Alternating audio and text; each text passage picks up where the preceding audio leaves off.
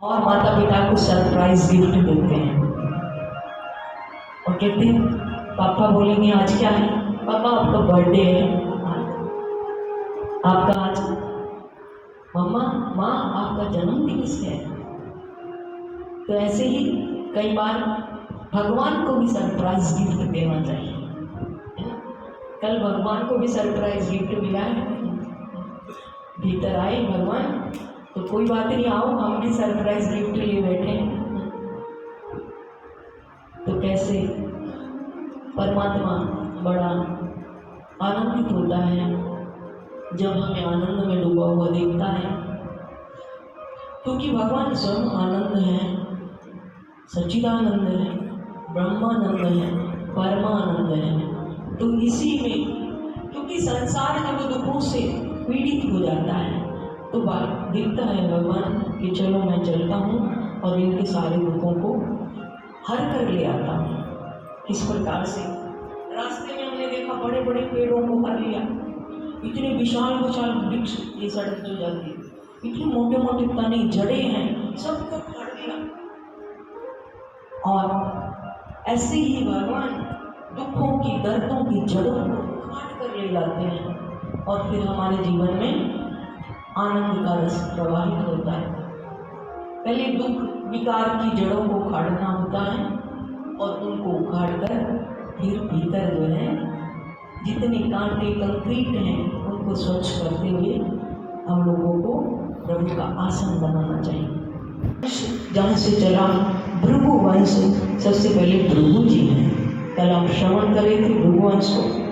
भृगुं पुलस्त्य पुलाकृतुम् अंगिरस्तथा मरीचं दक्षमत्रिं च वसिष्ठं चैव मानसम्।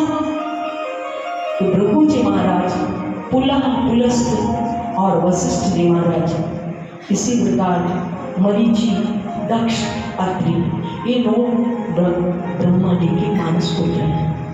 और ये 9 मानस पुत्र ये सब क्या करते हैं कि नित्य प्रति इनका जो स्मरण करता है, ये सृष्टि के कर्ता धर्ता है, ये सरकार है, इस सृष्टि की सरकार है। 9 मानस पुत्र ब्रह्मा जी के, जैसे 9 मंत्री बना दिए जाए ऐसे ये 9 महामंत्री हैं।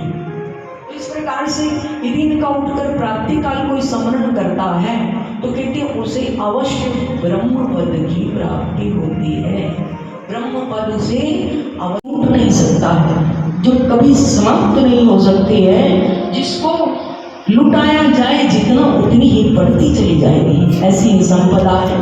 तो चमन ऋषि महाराज को स्मरण करते हुए, याद करते हुए, क्योंकि सूर नर मुनि दानव ऋषि सभी वंदनीय हैं, लेकिन बचपन से ही ये लोग कैसे होते हैं, बचपन से ही चमन ऋषि का महाराज तपस्या में मन रत हो गया और अपने पिता भृगु जी से कहा कि मुझे तो तपस्या ही करनी है केवल। जैसे सोनम जी ने कल आज्ञा मांगी, ऐसी चमन का स्वभाव, जब भगवान भृगु ने देखा कि चमन का स्वभाव केवल तपस्या का है तो आज्ञा दे दी, जाओ बेटा तुम भी जाकर तपस्या करो।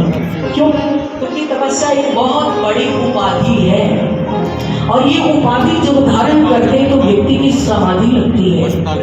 उपाधि धारण करने से फिर समाधि घटित होती है भीतर में। तो चमन ऋषि बचपन से ही वनों में जाकर घोर तपस्या में प्रारंभ हो गए और ब्राह्मण घर में जो जन्म लेता है उसके लिए ये आवश्यक है कि वो जन्म लेते ही तपस्या प्रारंभ कर दे। ये नहीं कि माथा उठाकर मैं ब्राह्मण हूँ, मैं ब्राह्मण हूँ, मैं ब्राह्मण हूँ, नहीं। मस्तक ललाट ऊंचा रहता है ब्राह्मण का कब, जब मस्तक में वो तेज पुंज प्रकट होता है, जब वो दिव्य अग्नि मस्तक में प्रज्वलित होती है, ऐसे ही ब्राह्मण का जन्म धन्य हो जाता है। तो इस प्रकार से बंधु वर्ग तथा प्रियम अप्रियम च गृहे त्यक्त्वा यच्छति गच्छति न जहाति तत्र गृहे सरस्वती। जो भी अपने बंधु वर्ग को, प्रिय अप्रिय को छोड़कर, अपने घर को छोड़कर तपस्या करता है, ऐसे व्यक्ति को मां सरस्वती छोड़कर कदापि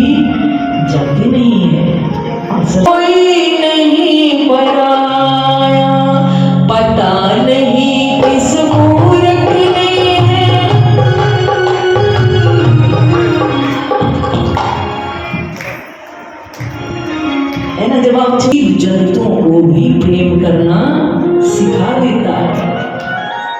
सारे जीव जंतु, जल के जंतुओं ने अपना हिंसक स्वभाव छोड़ दिया और अपनी हिंसा की वृत्तियों को त्याग दिया, और त्यागते हुए जो है वहाँ पर बाबा आनंद से रह रहे थे।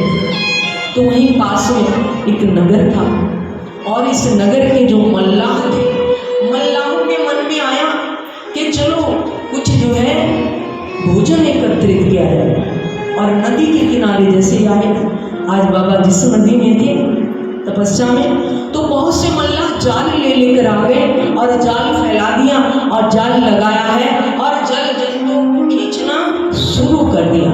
जिसे जल जंतुओं को खींचना आरंभ किया है, तो बीच बीच में बाबा जी को मछलियों के बीच में चमन ऋषि बैठे हुए हैं, और जाल के साथ साथ चमन ऋषि भी खींचने लगे, और मल्लाहों ने जाल को खींच कर जो है बाहर फेंक दिया। जैसे बाहर फेंका है, सारे अनेक जल जंतु बाहर आ गए और मछलियां जल के बिना तड़पने लगी कि उनका तो जल ही जीवन है, और तड़पते हैं। बड़े बड़े मगरमच्छ हैं और सारे जो तड़प तड़प कर जल के बिना अपना जीवन जीने में जो है कठिनाई मान रहे हैं।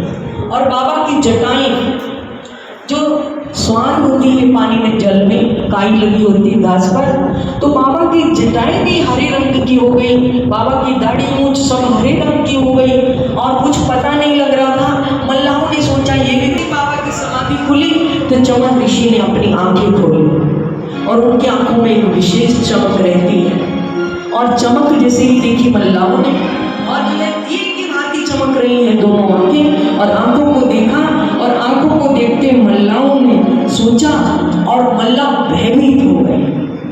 क्या विचार है कि अरे यहाँ तो जो है चमन ऋषि तपस्या करते थे। लेकर चले अमर मंथन खबर को अपने संग, लाइक करें, कमेंट करें, शेयर करें और फॉलो करना ना भूलें। अमर मंथन खबर आपका अपना चैनल।